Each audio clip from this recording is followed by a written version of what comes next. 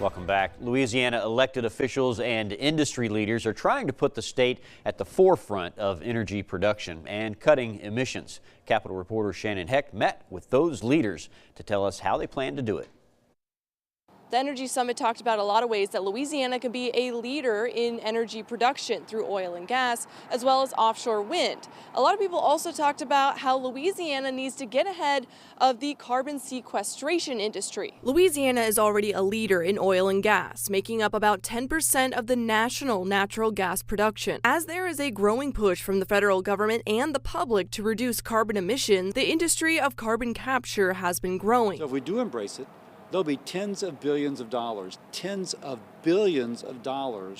deployed here, paying taxes, bringing wealth. It is a controversial issue here, with communities growing with concern that the underground carbon capture could contaminate water sources, like Lake Maurepas. Industry leaders like Climeworks, who received a grant from the federal government for their direct air capture facility in southwest Louisiana, say that the state is well set up for the industry and people can learn more about this process already taking place. In terms of workforce, expertise, the industries that are here that know how to build things efficiently and to environmental standards. Senator Cassidy is also pushing his foreign pollution fee that would slap tariffs on countries, namely China, who make the same products as the U.S. with far greater levels of pollution. China may eventually lower their emissions, but if they do, that's going to drag their economy a little bit and give them less money to fund their military. He hopes this would put a focus on American goods, and he does not believe it would put extra costs onto the consumer. Right now, there's no movement on Cassidy's bill, but he says that whoever is in the White House next year, that he hopes that there can be a lot more discussions on his bill. In Baton Rouge, I'm Shannon Hecht. As the 2026 election cycle approaches, Senator Bill Cassidy is making waves with record fundraising efforts. In the third quarter alone, he raised nearly $1.5 million across various committees.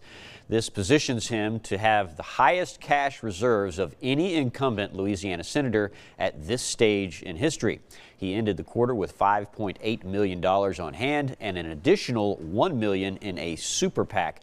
Cassidy has been vocal about his intention to run for his Senate seat. The Federal Trade Commission wants to make it easier for you to cancel online subscriptions. Washington correspondent Rashad Hudson has more.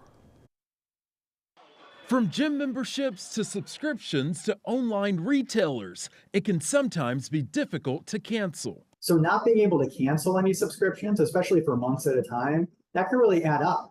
But to help address that, the Federal Trade Commission says it will now require businesses to make it as easy for customers to cancel subscriptions and memberships as easy as it was to sign up. You ought to be able to cancel online with one click. John Dunnenberg with the White House says the new rule will crack down on companies misleading people about subscriptions and require them to obtain customers' consent before charging for memberships, auto renewals, and programs linked to free trial offers. When they choose to buy something, that's great, but when they decide they no longer want to buy something, they ought to be able to turn off those subscriptions.